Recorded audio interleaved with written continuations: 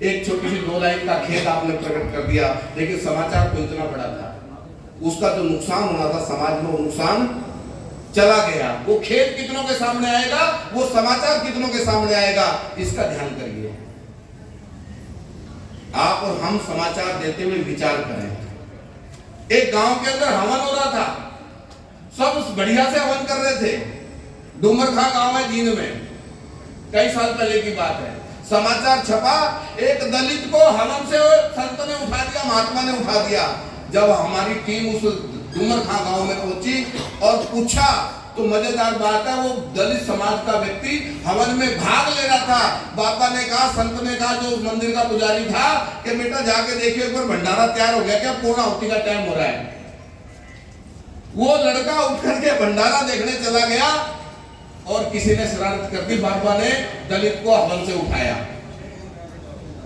हम उस दलित का भी रिकॉर्ड बयान हमारे पास है, उस बाबा का भी रिकॉर्ड है, उस गांव के सरपंच का भी रिकॉर्ड है, बाकी लोगों का भी रिकॉर्ड है। लेकिन आपने जो समाज में भेद खड़ा करने का काम कर दिया, उसको काटेगा कौन? तो मेरा निवेदन है, जब हम कोई समाचार दें, होड़ में मत पड़े। मैं कभी कभी कहता हूं कि बिफोर गूगल मीडिया और आफ्टर गूगल मीडिया, ये जो बिफोर गूगल मीडिया है, ये जो ग्राउंड पे जाकर के रिपोर्ट करके आता था, और ये जो आफ्टर गूगल मीडिया है, माफ करना, मैं आपके बीच का आदमी हूं, अपने से अलग मत मानना। आज हम एक दूसरे से पूछ के या गूगल पे ढूंढ करके जो समाचार डालने लगे हैं, कॉपी पेस्ट करने लगे हैं, इसकी जिम्मेदारी किसकी? इसको ठीक कौन करेगा?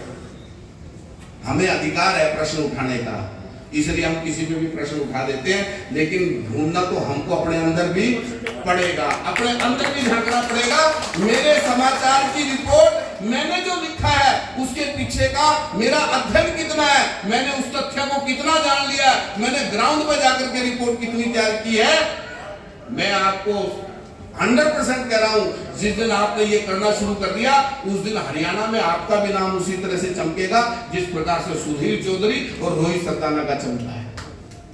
लेकिन हमको उसके लिए परिश्रम करना पड़ेगा, अध्ययन करना पड़ेगा। बस अंतिम बात कहकर मैं अपनी वाणी को विराम दूंगा।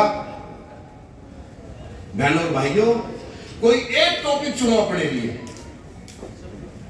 आप कोई एक टॉपिक चुनो, खेती चुन लो, किसान चुन लो, मजदूर चुन लो, कोई एक फील्ड चुन लो अपने लिए, और उस फील्ड की गहराई में निकल जाओ। उससे संबंधित जितनी पुस्तकें हो सकती हैं उसका अध्ययन करो, और आप एक पुस्तक लिखने वाले बन जाओ। एक ऐसा कंटेंट तैयार कर दो, जब लोगों को वो कंटेंट ढूंढना, तो आपके नाम से उस कंटेंट को ढूंढे, और आप एक परिश्रम खड़ा कर दें, लोगों के सामने एक उदाहरण खड़ा कर दें कि हाँ, कुछ मेरे को जानकारी यदि खेती के बारे में चाहिए, मुझे कोई खेती, युवा आज किधर जा रहा है इसके बारे में चाहिए, महिला आज किधर जा रही है इसके बारे में चाहिए, तो मैं फला पत्रकार के लेख पढ़ लूं, मैं फला पत्रकार की वो पुस्तक पढ़ लूं, मैं फला पत्रकार का वो कंटेंट पढ़ लूं, जिसके आधार पर मैं आगे बढ़ सकता हूं। ये यदि हमने अपने जीवन से में ले लिया, मैं समझता हूं इस प्रकार के सम्मेलनों की उपयोगिता है। नहीं तो हम अपनी 4 मांगे लेके आएंगे, एक आदमी उसमें से मान ली जाएगी, 4 फोटो खिंचवा लेंगे, जहां जरूरत होगी उस फोटो को दिखा देंगे। माफ करना, मैं आप में से ही हूँ, तो मैं कौन सी फिल्म में कोई मिल गया, उस उपग्रह से उतर के नहीं आया हूँ। जो उपयोग करना होगा उपयोग कर लेंगे, नहीं करना होगा तो रद्दी की टोकरी में या बैक बेंच में डाल देंगे। ऐसा ना करके, हम देश के भविष्य हैं, हम देश को संवारने निकले हैं। पहले दिन जब आपके मन में क्रांति का भाव आया था और आपने पत्रकार करने का जो निर्णय लिया था, जब कभी मन दाएं बाएं जाने लगे, तो जिस दिन आपने फैसला किया था मैंने पत्रकार बनना है, उस दिन का दिन याद कर लेना कि मैंने कौन सा भाव मन में लेकर के पत्रकारिता का प्रारंभ किया था, तो फिर आप कभी दाएं बाएं नहीं जाएंगे। इतनी बात को कहकर मैं अपनी वाणी को विराम दूंगा।